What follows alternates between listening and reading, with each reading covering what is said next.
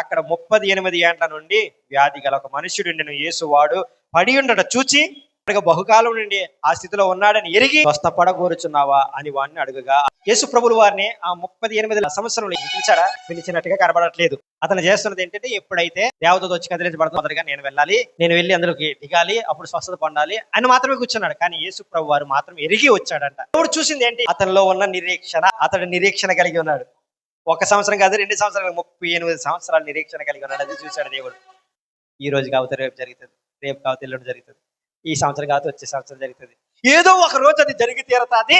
నిరీక్షణ పెట్టారా? అతనికి ఉన్న నిరీక్షణ ఏంటంటే 38 సంవత్సరాల నుంచి నేను స్వస్థపరచబడతాను ఏదో ఒక రోజు అని నిరీక్షణ కలిగి ఉన్నాడు. పెట్టారా? దేవుడు మనతో మాట్లాడుతున్న మాట ఏంటంటే, నీకు ఈ నిరీక్షణ ఉందా? ఏదో ఒక రోజు జరుగుతాది, ఏదో ఒక రోజు నా కార్యము, నా విజయము జరుగుతాది అని నిరీక్షణ. 38 సంవత్సరాలు తక్కువ జీవిత కాలం అయిపోయింది, తన స్థిర నివాసం అయిపోయింది. అది దాంట్లోనే పట్టుబట్టి కూర్చున్నాడు. అంటే జరుగుతాది, జరుగుతాది, జరుగుతాది, ఏదో ఒక రోజు జరుగుతాది, ఏదో ఒక రోజు విజయం వస్తుంది, ఏదో ఒక రోజు నేను స్వస్థత పొందుతాను, ఏదో ఒక రోజు నాకు జరుగుతాది అని నిరీక్షణ కలిగి ఉన్నాడు. చిన్న నిరీక్షణ కాదు పెట్టారా? సుదీర్ఘ 38 సంవత్సరాల నుంచి అదే నిరీక్షణ కలిగి ఉన్నాడు. కాబట్టి యేసు ప్రభు వారు వచ్చాడు. మనం తొందరపడతాం, జరగాలి జరగాలి కదా అంటాం. అవును జరగాలి, నిజమే, అవును బిడ్డ నీ జరగాలి, జరుగుతాది. బట్ జరుగుతాది అని ఏ రోజు కాదు, ఈ రోజు కాకపోతే రేపు జరుగుతుంది, రేపు కాకపోతే ఎల్లుండి జరుగుతుంది, ఈ నెల కాకపోతే వచ్చే నెల జరుగుతుంది, ఈ సంవత్సరం కాకపోతే వచ్చే సంవత్సరం జరుగుతుంది. బట్ జరుగుతుంది అని నిరీక్షణ అతనిలో ఉంది. బిడ్డ, ఈ నిరీక్షణ నువ్వు నేను కలిగి ఉండాలి అని ప్రభువు చెప్తున్నాడు. జరుగుతుంది. ఎందుకు జరగదు? నువ్వు అనుకున్నది జరుగుతుంది, జరుగుతుంది.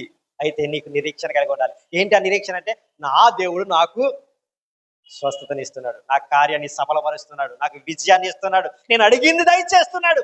ఈ రోజు కాదా, ఓకే రేపు చేస్తాడు దేవుడు, వచ్చే నెలలో చేస్తాడు దేవుడు, వచ్చే సంవత్సరం చేస్తాడు, బట్ జరుగుతుంది అని 38 సంవత్సరాలు వేచి ఉన్నాడు. పెట్టారా? బహుశా నేను అంటాను ఇంకొక 5 సంవత్సరాలు వేచి ఉన్నా సరే అతను అలాగే వేచిండు కదా. అతను స్థిర నివాసం అయిపోయింది. బట్ అక్కడికి దేవుడు వచ్చాడు. నిరీక్షణ యొక్క తీవ్రతను బట్టి వచ్చేసాడు దేవుడు. ఈ రోజు నువ్వు నేను కూడా అదే నిరీక్షణ కలిగి ఉండాలి. ఏంటో తెలుసా? జరుగుతుంది అంతే. ఒకవేళ ఈ రోజు జరగకపోతే రేపు జరుగుతుంది అనే కదా ఆ వ్యక్తి అన్నాడు. 38 సంవత్సరాలు వేచి ఉన్నాడంట.